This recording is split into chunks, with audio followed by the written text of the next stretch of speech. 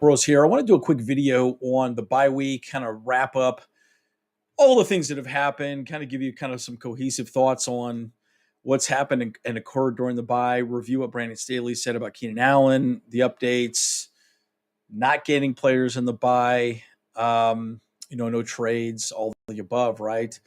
And really just kind of look at PFF ratings and see where we stand going into week 9 versus the Falcons. So, guys, let's get into it.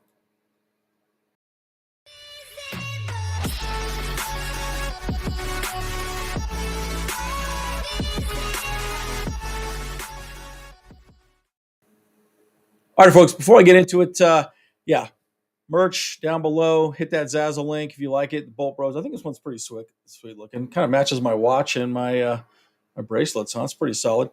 Anyways, but hit that like, hit that sub button, and we'll have a good time, right? So let's talk about the bye week. Let's talk about where we at, where we stand now, and where we're going as a team. Because, guys, quite frankly, it's a little bit of a concern to me, right? So I'm going to recap this video. This is going to be in the description below, but I want you to see this. This is the Staley on the deadline, Keenan Allen update. Gives you kind of a nice breakdown of where we stand. I'm just going to recap what he said during this press conference. Let's talk about injuries first.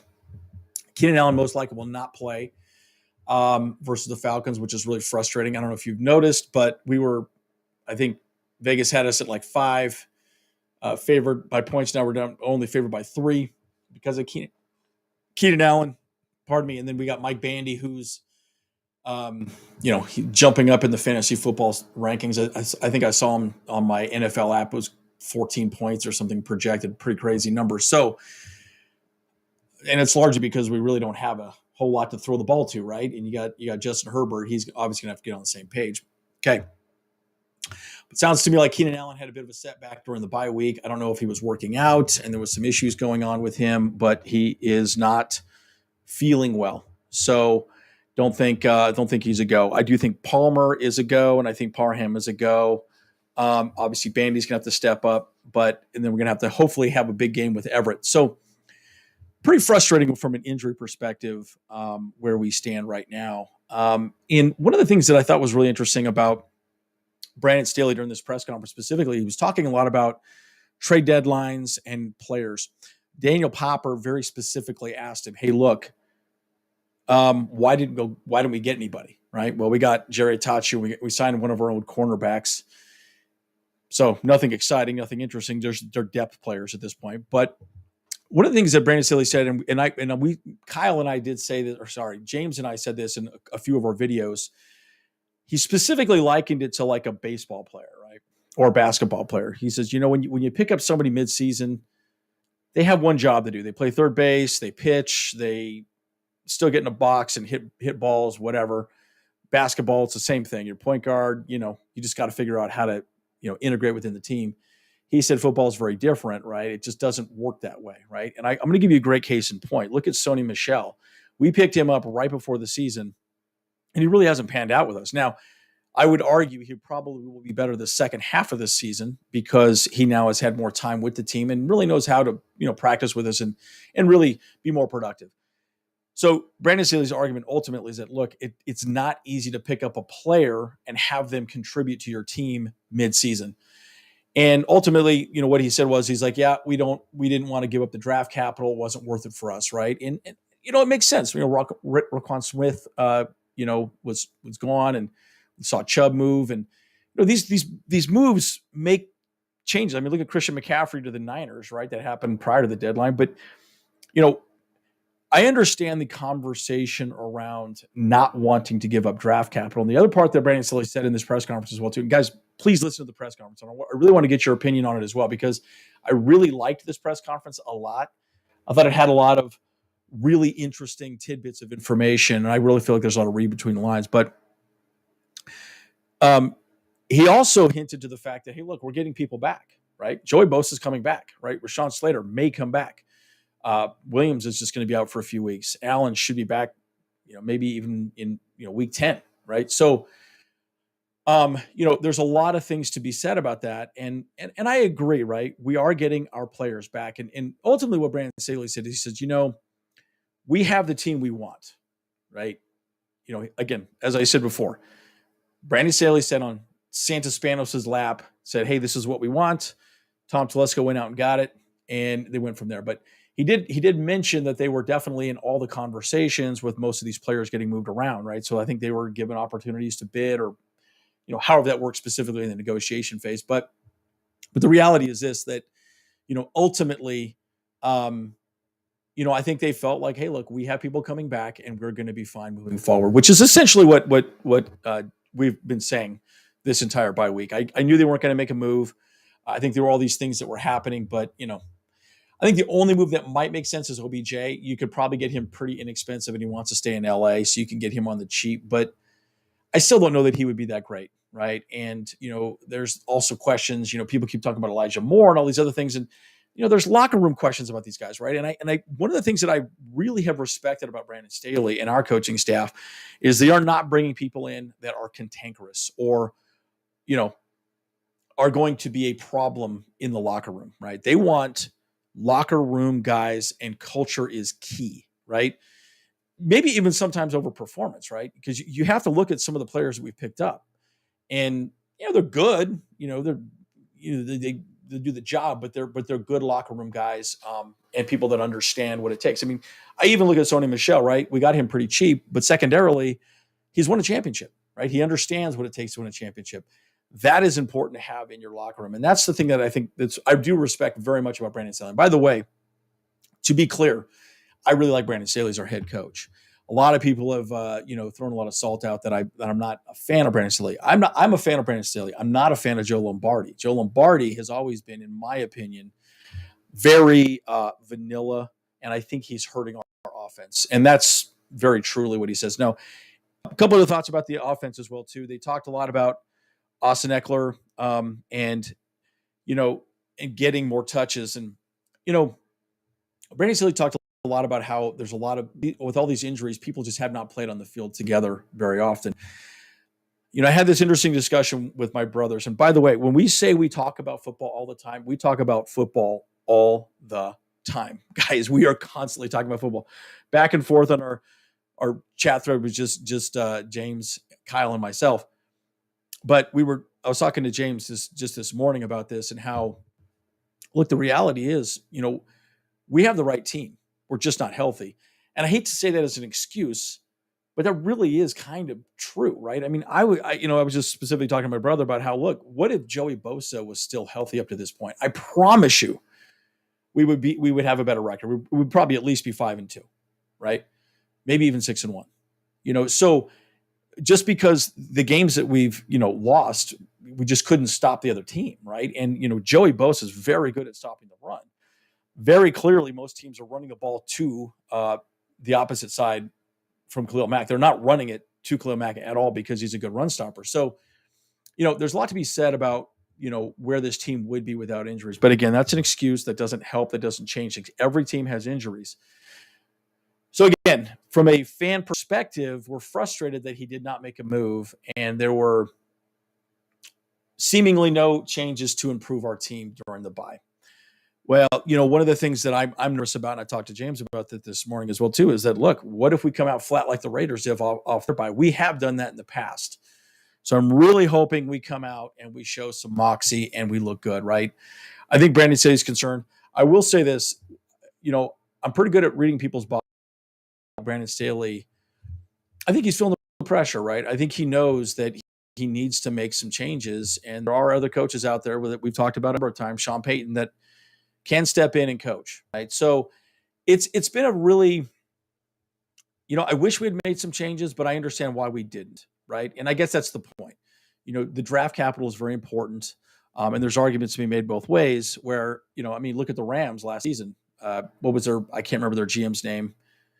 He just says F the draft, right? He didn't care. He traded away all of his draft capital to get that Super Bowl. But, it could hurt the team in the long run. So, but it's one of those situations where, even just on the defensive side of the ball, think about this for just a second. What if J.C. Jackson was healthy and performing the way he was, and we had Joey Bosa out there? Just on the defensive side of the ball, play calls are completely different, and we could run the defense differently. Unfortunately, that's not how it is. So, it's something to think about. This is a lot of what Brandon Staley said in between lines. That's my personal commentary on it. But what do you guys think? Again, big part of why we do this is we want to hear your thoughts, your ideas, and what you think about a lot of this information. So watch the video. Let me know what you guys think. So I'm going to go through a couple other little, articles that I thought were pretty interesting. Look, so this one's right here is pretty interesting. Chargers best and worst PFF entering Week 9. I found this interesting more from just a general perspective on, where we really stand, and what we need to improve on, right? And good God, dude, Derwin James has got some nice abs too. I swear to God, I never had abs like that my whole life, but holy shit, that's pretty fantastic. If I had abs like that, I'd show them off all day as well too, but I don't, so I don't. So anyways, you don't want to see, ain't nobody wants to see that. So let's talk about the offense first, and then we'll go through the defense. But it's interesting. Actually, did Daniel Popper do this? I can't remember if he did or not. No, Michael Peterson did this one. Okay, so pretty interesting. So a minimum of 100 snaps. Look at this, Rashawn Slater. You lose a guy like that, crazy. And by the way, just before I go into this, PFF rating, I'm not a huge fan of these rating systems, quite frankly. I do feel like they're a little bit wonky. What do you guys think? I see sometimes see pressures, all these different things that keep added, and I kind of feel like they're a big subject to interpretation. So I'm not a huge fan of them, but either way. So look at these folks right here, right? Out, and Corey Lindsey was out for quite a bit, right?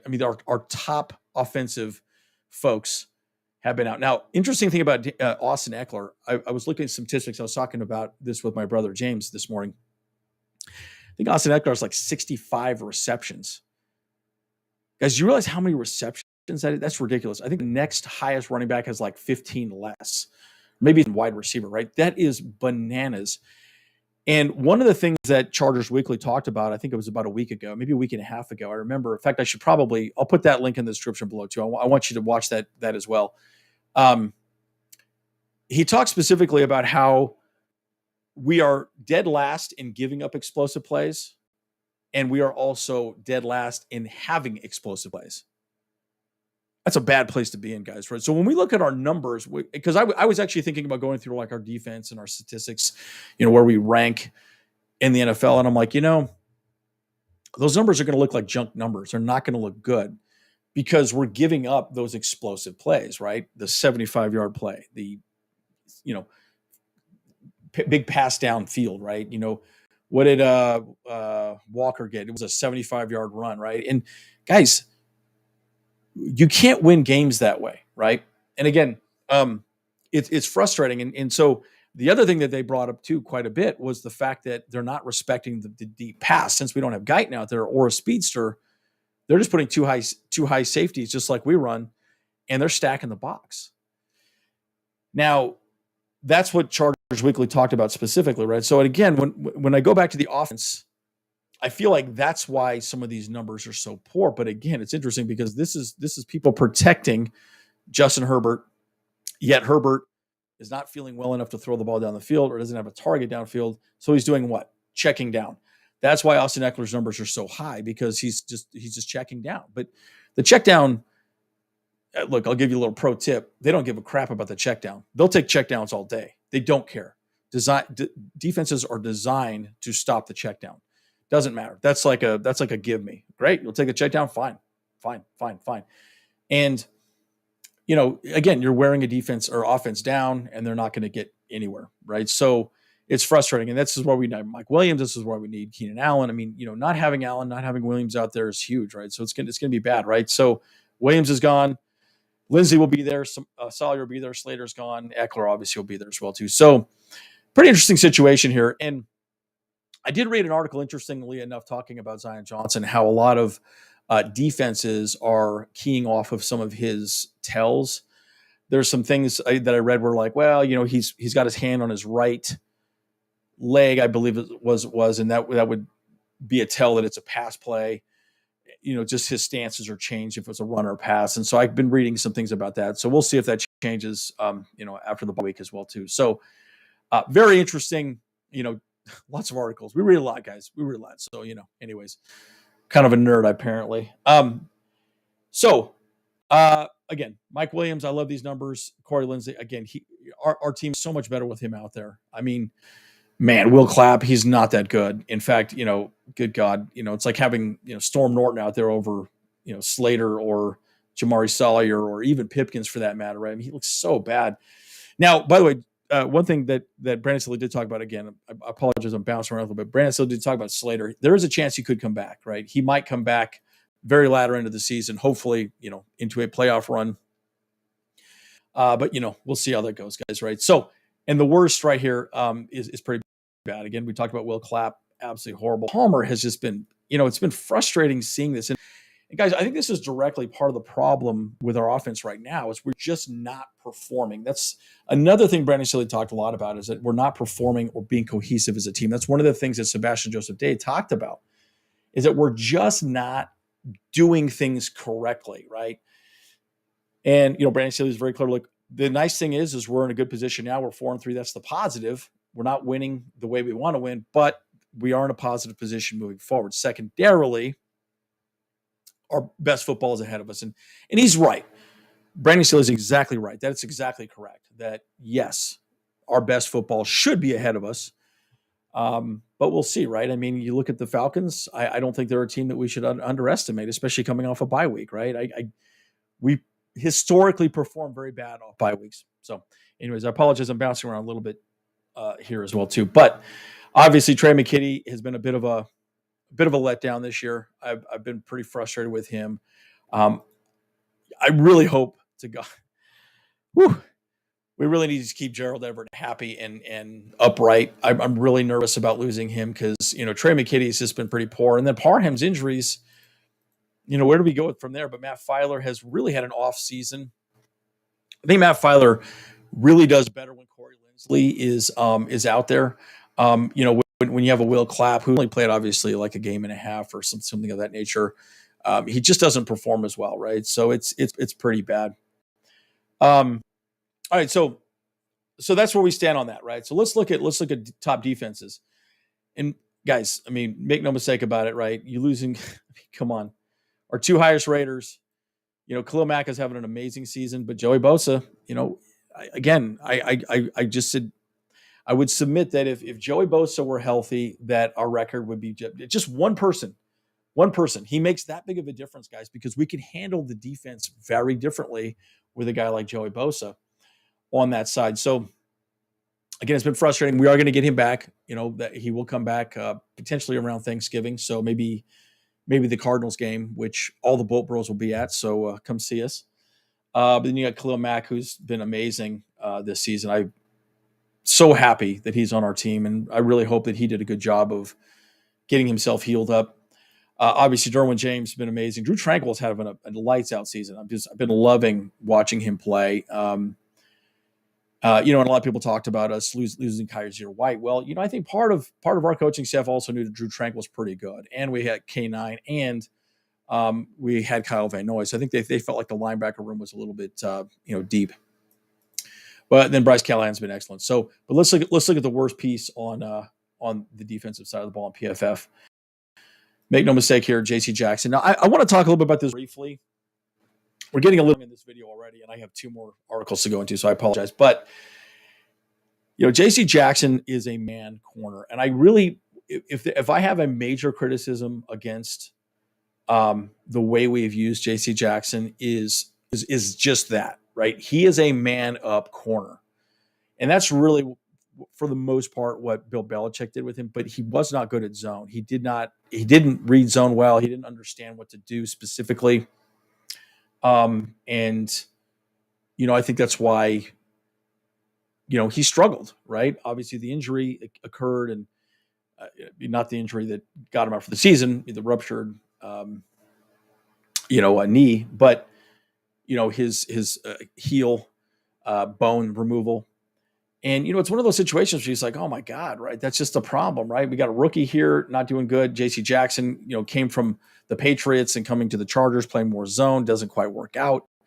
This is where I think, I really think that JC Jackson, Brandon Staley should have sat him down and said, look, you're manning up their number one, or maybe their number two, taking that person completely off the field, right?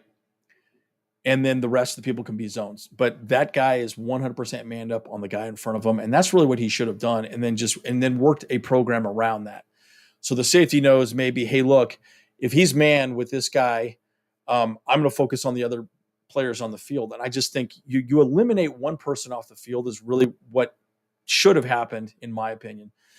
But again, what do I know, right? Kenneth Murray obviously got some very bad ratings, which is really interesting because I thought he's done fairly well at times.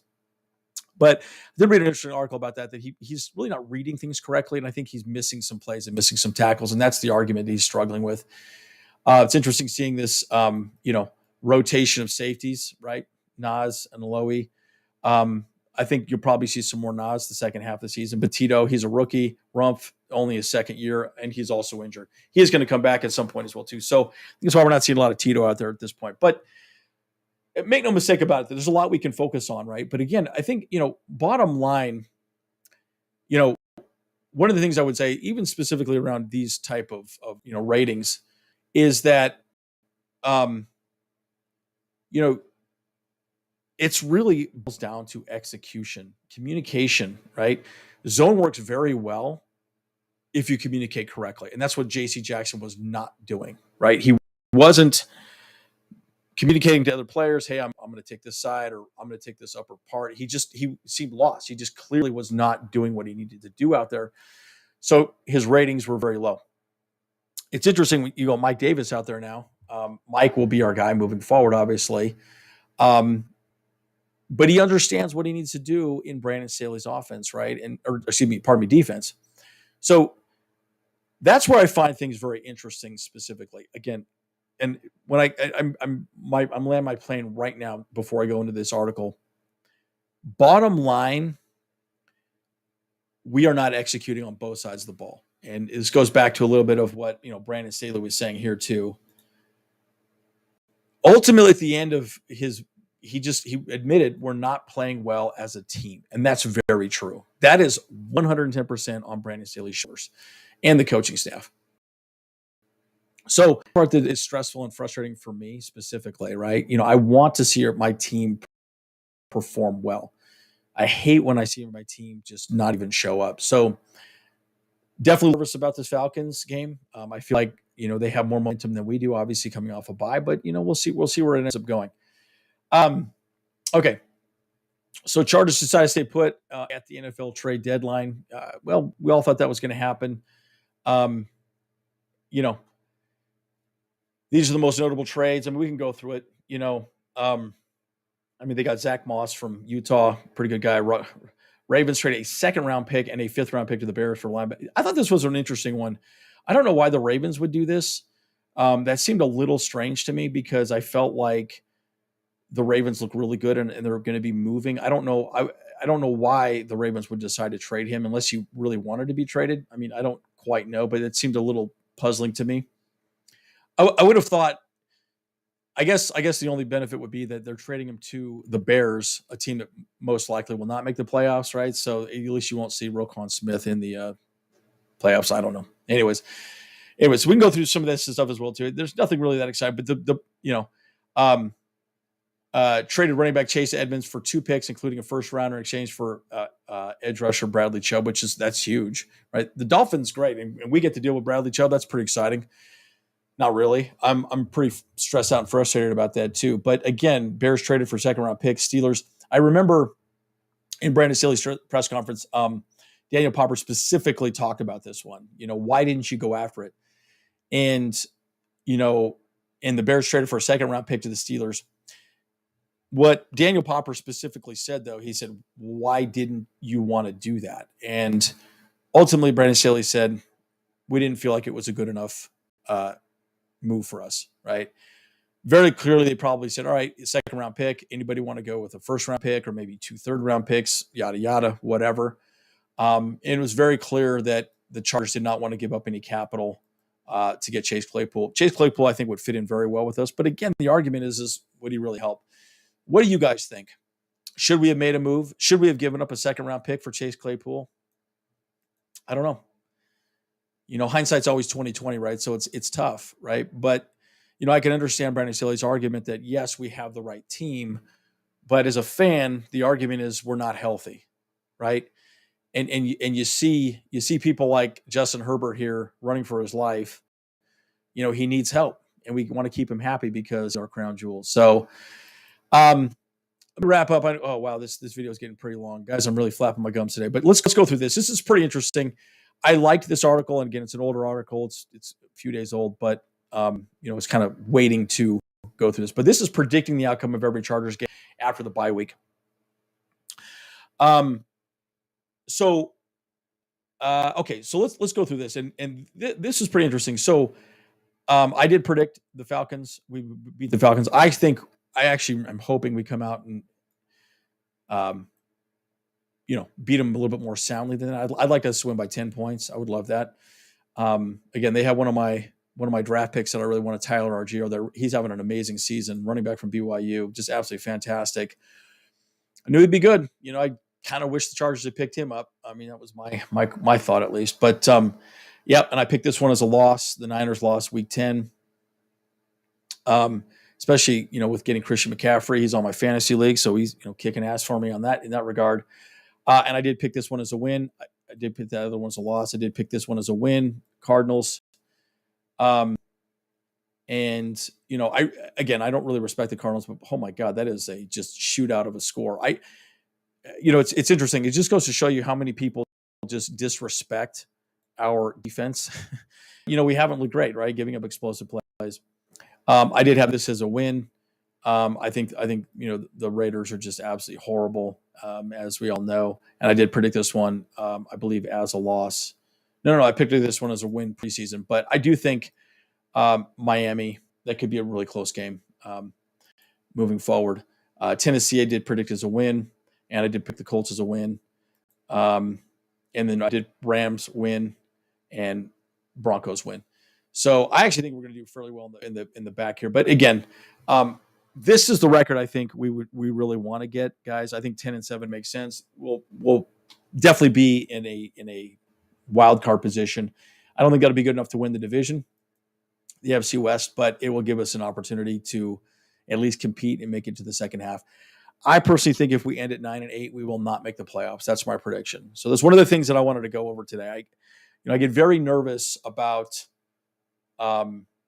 where this team is, right? And let me just stop sharing my screen and just give my final thoughts. Again, Bolt Bros, check it out down, Zazzle, 20% off coupon, I think, on every purchase. So yeah, take a look at what we got. We are going to be coming out with some more shirt ideas as well too.